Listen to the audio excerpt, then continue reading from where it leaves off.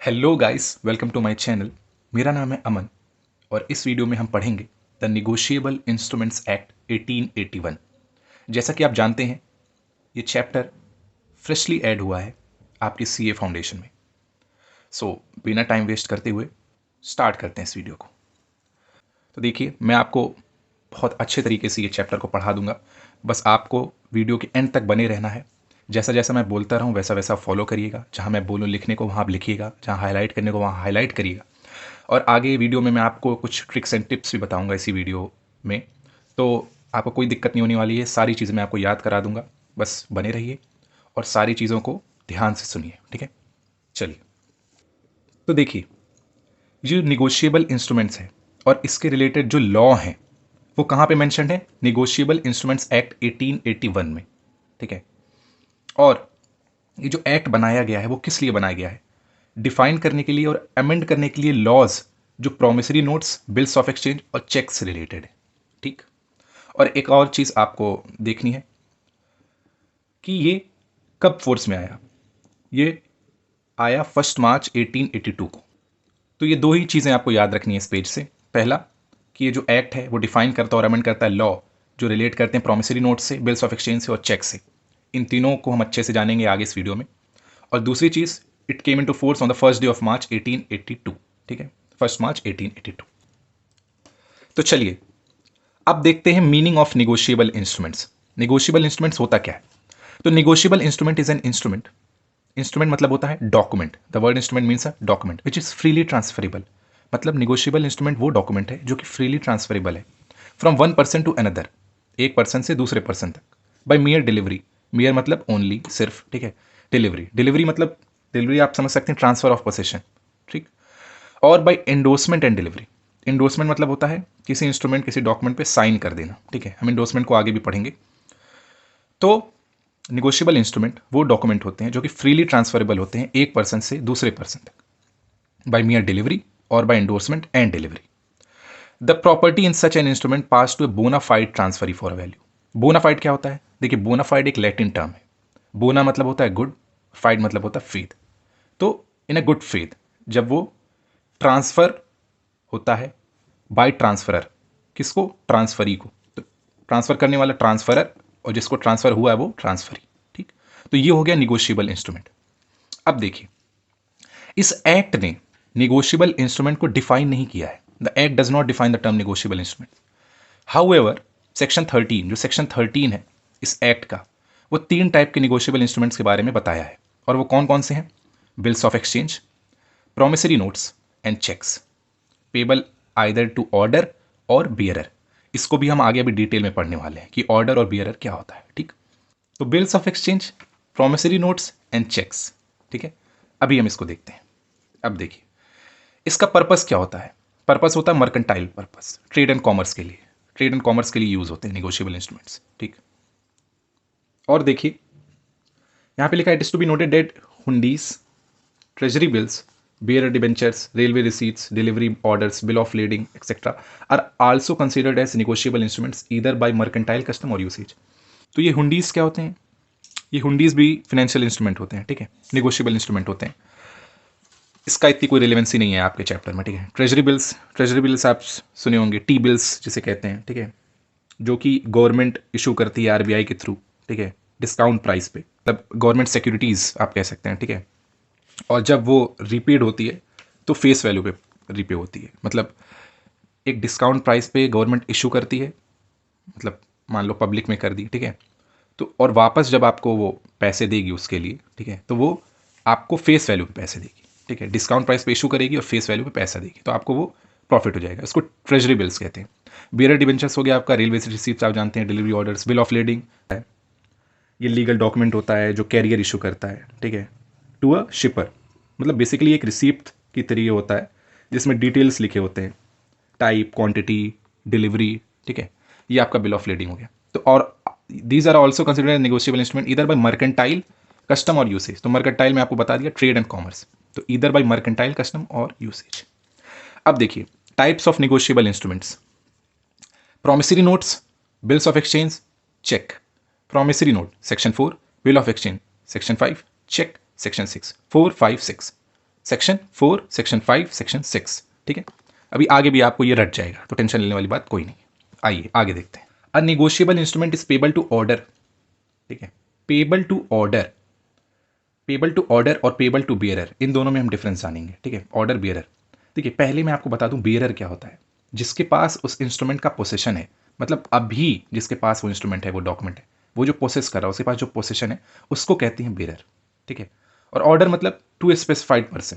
जब वो एक पर्सन को स्पेसिफाई कर दिया जाता है तो वो ऑर्डर हो जाता है। ठीक है, वो पेबल टू ऑर्डर बन जाता है। अभी देखिए, an negotiable instrument is payable to order when it is express to be so payable, जब एक्सप्रेस कर दिया जाए पेबल के लिए, and when it is express to be payable to specified person. ये स्पेसिफाइड पर्सन बहुत इंपॉर्टेंट टर्म है इसमें, to specified person, and does not contain words prohibiting its transfer. ठीक है, it is transferable by endorsement and delivery. Payable to bearer में actually क्या होता है, इसमें एक्सप्रेस होता है टू बी पेबल, बट इसमें कोई स्पेसिफाइड पर्सन नहीं होता है। ठीक है, जो लास्ट पोजीशन जिसके पास है, जो अभी करंटली जो प्रोसेस कर रहा है, उसी के पास उसकी पोजीशन है। ठीक है, वही अभी उस चीज को ओन कर रहा है। ठीक है, और व्हेन द ओनली और last endorsement mean signing off the instrument, मैं आपको बताया था कि किसी डॉक्यूमेंट के पीछे साइन कर देना। ठीक है, ये लो मैं साइन कर दिया, तो उसको कहेंगे हम इंडोर्समेंट। ठीक है, वो इंडोर्स हो गया। ठीक है, तो ये तो लिखा on the instrument is an instrument in blank. ठीक है, उसमें कोई नाम नहीं लिखा होता, वो जिसके पास है वही उसका मालिक है, वही उसका प्रोसेस कर रहा है। ठीक है, the person who processes it can demand payment, जो उसको प्रोसेस कर रहा है वो पेमेंट मांग सकता है। ठीक है, for example cheque made payable to a specified person. जैसे मेरे पास चेक है, मुझे किसी ने दिया है, तो अभी करंटली मैं बियरर हूँ, मुझे वो पेमेंट मिलेगी। ठीक है, अभी वो मेरे पास है, उस पर कोई नाम नहीं लिखा है बियरर में। तो ये हो गया आपका payable to order and payable to bearer. Essential characteristics of negotiable instruments. इसमें मैं आपको एक ट्रिक भी बना के दूंगा जिससे आपको तुरंत ही सारी चीज़ें याद हो जाएंगी। ठीक है, तो आपको टेंशन लेने वाली बात कोई नहीं है। निगोशिएबल इंस्ट्रूमेंट्स की कौन सी एसेंशियल कैरेक्टरिस्टिक्स होती हैं। ठीक, पहला है it is necessarily in writing, ये रिटर्न में होना चाहिए, ओरल नहीं होना चाहिए। ठीक है, it should be in writing. अच्छा देखिए, इसको हम जब अभी एंड कर लेंगे तो मैं आपको एक ट्रिक भी बना के दूंगा, तुरंत ही आपको ये चीज़ याद हो जाएगी। तो पहला आपने देख लिया, it is necessarily in writing, it should be signed, signed होना चाहिए, उस पर सिग्नेचर होनी चाहिए। ठीक, तीसरा it is freely transferable from one person to another. ठीक है, फ्रीली ट्रांसफरेबल, ये टर्म याद रखिएगा, फ्रीली ट्रांसफरेबल। चौथा, holder's title is free from defects, holder का जो टाइटल है वो डिफेक्ट से फ्री होना चाहिए। ठीक, किसी तरीके मतलब कहते हैं ना इन गुड फेथ। ठीक है, जो टाइटल होना चाहिए इन गुड फेथ होना चाहिए। पांचवा, it can be transferred any number of times till it's satisfaction, maturity की डेट तक। ठीक है, कितनी भी, या अगर मैच्योरिटी की डेट नहीं है या है तो कितने बार भी वो ट्रांसफर किया जा सकता है, नंबर ऑफ टाइम्स। ठीक है, sixth, every negotiable instrument must contain N unconditional promise. Promise देखिए बहुत जरूरी चीज है, अनकंडीशनल प्रॉमिस और ऑर्डर टू पे मनी। कोई कंडीशन नहीं होनी चाहिए। ठीक है, कोई कंडीशन नहीं होनी चाहिए कि तुम्हारा ये चीज़ ये वाला हो गया तो तभी आपको वो चीज़ मिलेगी, फलाने तुम 10 बजे इतने एग्जैक्ट टाइम पे आओगे तभी मैं तुम्हें पेमेंट करूंगा, ये सारी प्रोमिस नहीं होनी चाहिए। ठीक है, कोई कंडीशन नहीं होनी चाहिए उस प्रॉमिस में। और द प्रॉमिस और order to pay must consist of money only. ठीक है, जो प्रॉमिस है, ठीक है, ऑर्डर है, वो मनी के टर्म्स में ही सिर्फ होना चाहिए। Seventh, the sum payable, time of payment, the pay must be certain. Sum payable, ठीक है, कितना अमाउंट पे करने को है, पेमेंट का टाइम क्या है, और पेई कौन है। ठीक है, पेई किसको, मतलब पैसे मिलने वाले हैं। ठीक है, पेई, ये तीनों चीज़ें सर्टेन होनी चाहिए। ठीक है, ऐसा नहीं कि इन चीज़ों में कोई एक चीज़ बताई ही नहीं हो। ठीक है, ये सारी चीज़ें सर्टेन होनी चाहिए। The instrument should be delivered, instrument should be delivered, मियर drying of instrument does not create liability. ठीक है, वो डिलीवर होनी चाहिए, पहुंचनी चाहिए वहां तक। ठीक है, सिर्फ उसको आपने ड्रॉ मतलब लिख करके अपने काउंटर में रख दिया वापस से, तो उसको नहीं बोलेंगे आप निगोशिएबल इंस्ट्रूमेंट। ठीक है, वो डिलीवर होनी चाहिए। ठीक है, तो अनलेस अनटिल वो डिलीवर ना हो वो लायबिलिटी क्रिएट नहीं करेगा। ठीक है, अब देखिए मैं आपको इसमें एक ट्रिक बताता हूं। ठीक है, इस ट्रिक से आपको सब याद हो जाएगा। ट्रिक है WSTD नंबर उन से डेल। हम लोग कहते हैं ना STD, ISD कॉल्स वगैरह, तो उसको आप ऐसे याद रख लीजिए, ठीक है, STD। तो WSTD नंबर उनसे डेल। अब इसको एक स्टोरी की तरह आप लिखिए, WSTD नंबर, ऐसे आप बोलिए, WSTD नंबर उनसे डेल का लैपटॉप मंगवा लो। WSTD नंबर पे कॉल करके उनसे डेल का लैपटॉप मंगवा लो। अब W का मतलब राइटिंग, S का मतलब साइंड, T का मतलब ट्रांसफरेबल, D का मतलब डिफेक्ट्स, नंबर का मतलब नंबर ऑफ टाइम्स, उन मतलब अनकंडीशनल, ठीक है, अनकंडीशनल, से मतलब सर्टेन, और DEL डेल मतलब डिलीवर्ड। WSTD नंबर पे कॉल करके उनसे डेल का लैपटॉप मंगवा लो। बस याद हो गया। W writing, S sign, T transferable, D defects, number मतलब नंबर ऑफ टाइम्स, उन मतलब अनकंडीशनल, से मतलब सर्टेन, डेल मतलब डिलीवर्ड। आइए अब देखते हैं प्रोमिसरी नोट ये क्या होता है, ठीक है। तो प्रोमिसरी नोट अभी मैंने आपको बताया था, इसका सेक्शन है section 4 of the negotiable instrument act 1881। ये एक प्रोमिसरी नोट होता है इन राइटिंग, ठीक है, not being a bank note और करेंसी नोट, ठीक है, एक बैंक नोट करेंसी नोट नहीं होता है। कंटेनिंग एन अनकंडीशनल अंडरटेकिंग, जिसमें कोई कंडीशन नहीं है, साइंड बाय द मेकर, ठीक है, to pay a certain amount of sum of money only to और to the order of certain person और to the bearer of instrument. देखिए promissory note क्या है। फॉर एग्जाम्पल ये ए है और ये बी है, ठीक। ए जो है वो बी से सामान लेता है, ठीक है, गुड्स खरीदता है, ठीक है, बट ए के पास कोई पैसे नहीं है बी को देने के लिए। उसके बदले में ए क्या करता है, प्रॉमिस करता है कि मैं आपको ये पैसे दे दूंगा, ठीक है, मैं आपको ये पैसे दे दूंगा, ये लीजिए अनकंडीशनल अंडरटेकिंग, ठीक है, ये प्रॉमिसरी नोट लीजिए और इस टाइम पर मैं आपको ये पैसे इसके जरिए से दे दूंगा। तो जो ए है, ठीक है, जो ये प्रॉमिस कर रहा है वही मेकर होगा, वो बनाएगा प्रॉमिसरी नोट को, ठीक। तो इसके बिहाफ पे, इस प्रॉमिसरी नोट के बिहाफ पे जो मेकर बनाया उसको बी को पैसे मिलेंगे, ठीक है, जिसने गुड्स दिए हैं। तो ये हो गया आपका प्रॉमिसरी नोट। अब पार्टीज टू प्रॉमिसरी नोट, कौन कौन सी पार्टीज होती हैं प्रॉमिसरी नोट में? तो दो ही होती हैं, एक मेकर और एक पेई, जैसा कि मैंने आपको बताया। जैसे इस डायग्राम में ए जो है मेकर है और बी जिसको पैसे मिलेंगे वो है पेई, ठीक, वो पेई है। Parties to promissory note, maker the person who makes the promise, जो प्रॉमिस करता है, to pay is called the maker, उसे मेकर कहते हैं। ही इज द डेटर, ठीक है, डेटर मतलब उससे पैसे जाने हैं, ठीक है, उसकी वो पैसे देगा, ठीक है, and must sign the instrument, और उसे साइन करनी है, ठीक है, उसे साइन करनी है। तो जो पर्सन प्रॉमिस करता है एक सर्टेन अमाउंट ऑफ मनी पे करने के लिए, उसे मेकर कहते हैं, वही डेटर होता है और उसको साइन करना है उस इंस्ट्रूमेंट पे, उस डॉक्यूमेंट पे। दूसरा होता है पेई, ठीक है, पेई वो पर्सन होता है जिसको वो अमाउंट मिलेगा, ठीक है, उस नोट पे, जो प्रोमिसरी नोट जो मेकर इशू किया है, ठीक है, उसके बिहाफ पे उसको पैसा मिलेगा, ठीक है। ड्रॉअर जो मेकर है, डेटर है, ठीक है, पेयर है। तो ड्रॉई ने उसको गुड्स दिए, तो बियरर हो गया, वो क्रेडिटर हो गया। क्रेडिटर क्यों हो गया? क्योंकि उसको पैसे मिलने हैं, पेई हो गया, ठीक है, जिसको पैसे मिलते हैं, ठीक। ये आपका क्लियर हो गया, ठीक, प्रॉमिसरी नोट्स। अब essential characteristics of a promissory note, क्या कैरेक्टरिस्टिक्स होती हैं प्रॉमिसरी नोट में? पहली चीज राइटिंग, ठीक है, इन राइटिंग होना चाहिए। ओरल प्रॉमिस सफिशिएंट नहीं होती प्रॉमिसरी नोट के लिए, ठीक है, ओरल प्रॉमिस जो है वो सफिशिएंट नहीं होती, लिखित में होना चाहिए।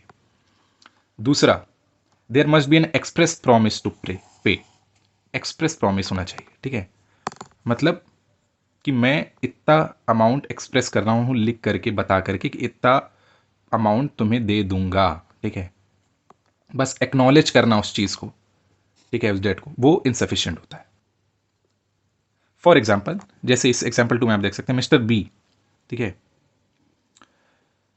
आई ओ यू, मतलब आई ओ यू, मतलब आई IOU, ठीक है। तो कह रहा IOU ₹1000, बस बोल के चुप हो गया। तो ये कोई प्रोमिसरी नोट हुआ? ये नहीं, ये प्रोमिसरी नोट नहीं।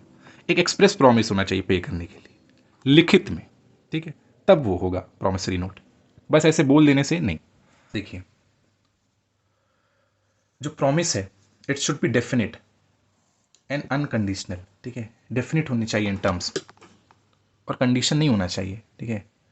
मतलब कि एक पर्टिकुलर अमाउंट आपको बता देना है कि ये है भाई, ठीक है, 500 रुपये मतलब 500 रुपये, 1000 रुपये मतलब 1000 रुपये, और कोई कंडीशन नहीं होनी चाहिए। कंडीशन नहीं होनी चाहिए इसका मतलब आई एग्जाम्पल से देखते हैं, ठीक है।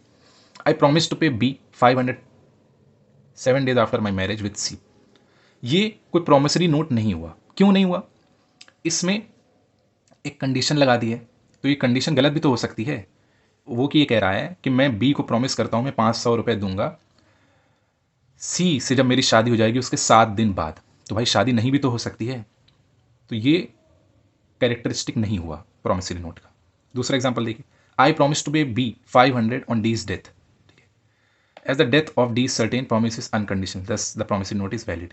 यहाँ पे एग्जाम्पल 4 जो है, यहाँ पे एक प्रॉमिसरी नोट है। ये प्रॉमिसरी नोट क्यों है? क्योंकि यहाँ पे डी की डेथ सर्टेन है, ठीक है। यहाँ पे डी की डेथ सर्टेन है, क्योंकि डेथ तो होनी है ना, वो तो अल्टीमेट ट्रुथ है। तो यहाँ पे जो बोला है कि मैं 500 रुपये दूंगा डी के डेथ पे, तो एज डी की डेथ इज सर्टेन, तो प्रॉमिस जो है वो अनकंडीशनल हो गई। तो इसी वजह से ये प्रॉमिसरी नोट वैलिड हो गई, ठीक। अच्छा, ये एग्जाम्पल भी देख लीजिए, example 5, I promise to pay B 500 on D's death provided D leaves me enough to pay that sum. मतलब मैं प्रॉमिस कर रहा हूँ बी को 500 रुपये दूंगा डी के डेथ पे, अगर डी मेरे पास उतना रुपये छोड़ के चला जाए तो वो सम पे करने के लिए। तो ये तो एक कंडीशन लगा दी ना, क्योंकि ऐसा भी तो हो सकता है डी पैसा ही ना छोड़े तुम्हारे लिए। तो ये एक कंडीशनल नोट हो गया, तो ये प्रॉमिसरी नोट नहीं कहलाएगा, आपने कंडीशन लगा दी, ठीक। तो ये हो गया एग्जाम्पल्स। डी पॉइंट देखिए, a promissory note must be signed by the maker. मैंने आपको वहीं बताया था, जो मेकर है, ठीक है, ये मेकर है, तो इसकी साइन होनी चाहिए, फलाने साइन होनी चाहिए, साइन बाय द मेकर, वरना वो प्रॉमिसरी नोट इनकम्प्लीट रह जाएगा, ठीक है, और इनफेक्टिव रह जाएगा, उसका कोई काम नहीं रहेगा। तो मेकर की साइन होना तो ज़रूरी है, क्योंकि कोई भी ऐसे बनना तो फर्जी भी बना देगा ना, तो इस वजह से साइन होना ज़रूरी है। उसके बाद देखिए, प्रॉमिस टू पे मनी ओनली, मनी ही होनी चाहिए उसके रिगार्ड में, उस प्रॉमिसरी नोट के रिगार्ड में। एग्जाम्पल से समझते क्या कहना चाह रहा है। जैसे कह रहा है, I promise to pay B 500 and deliver to him my black horse on 1 January next. ये प्रॉमिसरी नोट नहीं हुआ, क्योंकि यहाँ पे क्या लिखा है, मनी ओनली, बट यहाँ पे तो बोल रहा है कि मैं ब्लैक हॉर्स आपको दूंगा, ठीक है। तो ये प्रॉमिसरी नोट नहीं हुआ, ठीक है, क्योंकि प्रॉमिसरी नोट में सिर्फ मनी का ही तकादा होना चाहिए, okay. Promise to pay a certain सम, ठीक है, जो भी प्रॉमिसरी नोट में सम आप बता रहे हैं वो सर्टेन होना चाहिए। फॉर एग्जाम्पल यहाँ पे है, I promise to pay B 500 and all other sums which shall be due to him. ये प्रॉमिसरी नोट नहीं हुआ, क्योंकि यहाँ पे इसने टोटल जो इसका सम है उसको सर्टेन बताया नहीं, 500 बताया और उसके साथ ऐड कर दिया all other sums which are shall be due to him. नहीं, ये तो नहीं हुआ ना, आपने पूरा जो टोटल उसका सम था उसको सर्टेन नहीं बताया, ठीक है, तो ये इनवैलिड हो गया। बट ये दूसरा एग्जाम्पल अच्छा है, ठीक है। ये मतलब एक केस स्टडी लाइक क्वेश्चन है, मतलब एग्जाम्पल है जिससे क्वेश्चन बन सकते हैं। क्या बोला है, I promise to pay B 500 along with simple interest at the rate of 12% annum. देखिए, यहाँ पे मनी के साथ साथ इंटरेस्ट को तो ऐड किया है, बट ये चीज़ सर्टेन है, क्योंकि 12% पर एनम ये तो सर्टेन सिंपल इंटरेस्ट हो गया ना जो उस पर लगेगा, तो ये वैलिड हो गया, क्योंकि 12% पर एनम इसको आप कैलकुलेट कर सकते हैं, तो ये चीज़ वैलिड हो गई, ठीक। अब द मेकर एंड पेई मस्ट बी सर्टेन, जो उस प्रॉमिसरी नोट को बना रहा है, ठीक है, और जिसको पेई मतलब जिसको पैसे मिलेंगे, ठीक है, वो सर्टेन होनी चाहिए, डेफिनेट होना चाहिए और डिफरेंट पर्सन होना चाहिए। मतलब मेकर और पेई सेम नहीं हो सकता। Stamping, a promissory note must be properly stamped in accordance with the provisions of the Indian stamp act. देखिए, ये सारे जो टर्म्स हैं ये आपको लिखने होते हैं। इससे क्या होता है, इसके आपके आंसर्स एनहेंस हो जाते हैं, ठीक है, और अच्छे लगते हैं, और जो पेपर चेक कर रहे हैं वो आपको अच्छा मार्क्स देंगे, ठीक है, उन्हें लगता है ये प्रॉपरली पढ़ के आया है, इसको पता है टर्म्स, ठीक है। तो ये सारे टर्म्स आप यूज़ करेंगे, ठीक है, Indian stamp act, properly stamped.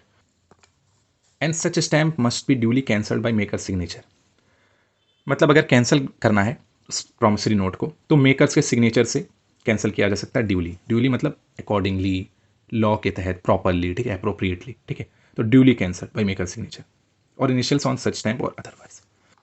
तो अब पढ़ते हैं बिल्स ऑफ एक्सचेंज।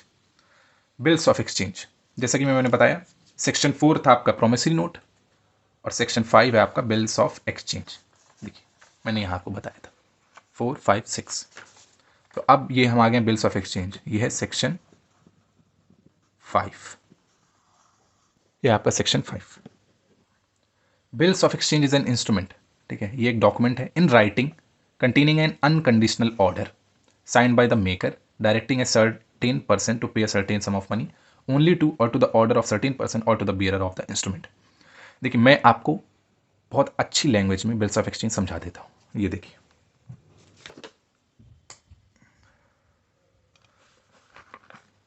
मान लीजिए ये ए है, ये बी है, ठीक, डायग्राम से आप कॉम्प्रोमाइज कर सकते हैं। ये ए है और ये बी है। ए ने गुड सेल किया बी को, ए ने गुड सेल किया बी को, बट बी कह रहा है कि मेरे पास पैसे नहीं है, ठीक है, मेरे पास पैसे नहीं है, नो मनी, ठीक, मेरे पास पैसे नहीं है, तो अब मैं क्या करूं? तो ए बोलता है अच्छा ठीक है, एक काम कर, मैं, अच्छा यहां पे जो है ए जो है वो इस बिल को बनाएगा, ठीक है, यहाँ पे बी नहीं बनाएगा। प्रॉमिसरी नोट में मामला अलग था, प्रॉमिसरी नोट पे जो लायबल होता है वो बनाता है, बट यहाँ पे ए उस बिल को बनाएगा, ठीक है, जिसने गुड्स या जो भी आर्टिकल्स दिए हैं, ठीक है, वो ये बिल बनाएगा। तो वो बिल बनाएगा, ठीक है, और उस पर अपनी सिग्नेचर करेगा और वो सिग्नेचर करके बी को कहेगा एक्सेप्ट करने के लिए और बी उसको एक्सेप्ट कर लेगा। तो जैसे ही वो एक्सेप्ट कर लेगा तो अब ए के पास जो है वो बिल आ जाएगा और उसको हम अपनी लैंग्वेज में बोलते हैं, मतलब अकाउंट्स वाली लैंग्वेज में कह लें, बिल्स रिसीवेबल, और बी के पास हो जाएगा बिल्स पेबल, ठीक है। तो मतलब आपको समझना क्या है, ए जो है जिसने गुड्स दिए हैं वो एक बिल बनाएगा, सिग्नेचर करेगा, बी उसको एक्सेप्ट कर लेगा, ठीक। अब ए के पास वो बिल है, ठीक है, अब बी ये कह रहा है जो भी उसका टाइम है उस बिल का, ठीक है, उसके मैच्योरिटी का, वो जब पूरा होगा तो बी कह रहा है अब उस बिल को कोई भी लाए, ठीक है, अब वो ए लाए या कोई और लाए, मैं उसको पैसे दे दूंगा, ठीक है, मैं उसको पैसे दे दूंगा। तो मान लीजिए ए के पास वो बिल है, ए ने किसी और को, डी को वो बिल दे दी, ठीक है, एक्स को बिल दे दी या वाई को बिल दे दी, किसी को भी बिल दे दी, ठीक है। 3 महीने बाद, मान लीजिए उसकी मैच्योरिटी 3 महीने बाद है, तो अब कोई भी, या वो ए हो या कोई हो जिसके पास वो बिल है, वो जब बी के पास जाएगा पैसे लेने के लिए तो बी उसको पैसे दे देगा, चाहे वो कोई भी हो, और जिसको पैसे मिलेंगे उसको कहेंगे पेई, उसको कहेंगे पेई, जिसको पैसे मिलेंगे उसको कहेंगे पेई, ठीक। तो ये है पूरा कंसेप्ट। तो ये हो गया। अब देखते हैं parties to the bill of exchange, ठीक है, parties to the bill of exchange. Drawer, तो ड्रॉअर आप समझ गए, जो मैंने आपको बताया, जो मेकर है, ठीक है, मतलब इस डायग्राम से अगर आप देखेंगे, इस डायग्राम से अगर आप देखेंगे, ये जो ए है जिसने बिल बनाया ये हो जाएगा आपका ड्रॉयर, ठीक, जिसके ऊपर ये बिल ड्रॉ हुआ है, ठीक है, उसको कहेंगे ड्रॉई, तो यहाँ पे बी ड्रॉई हो जाएगा, बी ड्रॉई हो जाएगा, ठीक है। और उसके बाद है पेई, ठीक है, जिसको भी ये पैसे मिलेंगे वो हो जाएगा पेई। अब ड्रॉयर भी पेई हो सकता है या कोई और पर्सन भी पेई हो सकता है, जैसा कि मैंने आपको बताया, वो डी हो सकता है, एक्स हो सकता है, वाई हो सकता है, जो भी है उस टाइम पर जब बी के पास जाएगा वो बिल लेकर के उसको पैसे मिलेगा तो वो हो जाएगा पेई, ठीक। तो ये हो गया आपके कंसेप्ट। एंड गाइस, इस वीडियो को लाइक कर दीजिए एंड चैनल को सब्सक्राइब कर दीजिए प्लीज़, ठीक है, आपके सब्सक्राइब करने से मुझे एनकरेजमेंट मिलती है फर्दर वीडियोज़ बनाने के लिए, ठीक। तो चैनल को सब्सक्राइब कर दीजिए। ओके, आइए अब आगे पढ़ते हैं। Essential characteristics of bills of exchange, ये भी मिलता ही जुलता है। पहला, it must be in writing, ये राइटिंग में होना चाहिए, लिखित होना चाहिए, ओरल नहीं होना चाहिए। Must contain an express order to pay, हमने पहले देखा है। The order to pay must be definite and unconditional, ये भी हमने देखा है। The drawer must sign the instrument, यहाँ पे जो ड्रॉयर है, ठीक है, जो ड्रॉयर है, जो ए था, ठीक है, वो साइन करेगा, ठीक है, और बी उसको एक्सेप्ट करेगा, जैसा कि हमने डायग्राम में देखा। ओके, जो ड्रॉयर, ड्रॉई और पेई है वो सर्टेन होना चाहिए, ठीक है। अच्छा, मैंने आपको बताया इस डायग्राम के थ्रू, जो आगे हम पढ़ेंगे, कि कोई ज़रूरी नहीं है, कोई ज़रूरी नहीं है कि ड्रॉयर और पेई अलग अलग हो। ड्रॉयर पेई सेम हो सकता है और पेई कोई और इंसान भी हो सकता है, जैसे कि DXY, ठीक, तो अलग अलग भी हो सकते हैं, तो 2 भी हो सकते हैं, 3 भी हो सकते हैं। ओके, उसके बाद the sum must be certain, जो सम है वो सर्टेन होना चाहिए। The order must be pay money only, money के रिगार्ड में ही पे होना चाहिए।